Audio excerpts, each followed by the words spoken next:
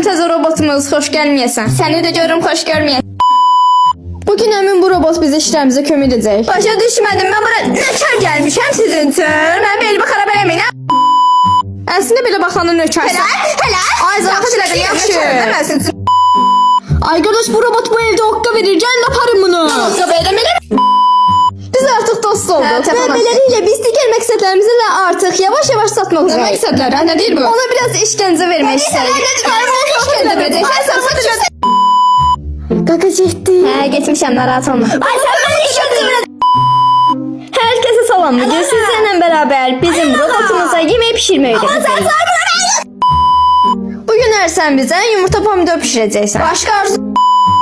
Sən can biraz tez o yemək pişir. Mən birimi tanırım. Tavana belə tükür. Sən yenə mənə verirsən. Hayda, yaxşı. Mən nə əmr edirəm, nə də sənə baxıram. Gedirəm orada oturam, sən işi Yəni bilirsən. sən oturub dincələcəksən, mən də burada nökərçilik eləyəcəm. Hə, harda gönlüm, mən belə şey. Mən qonşulara bir yavrı olduq, heç nə. Bu kimlə, bu kimlə, Amma bu kimlə saçma. çəkir?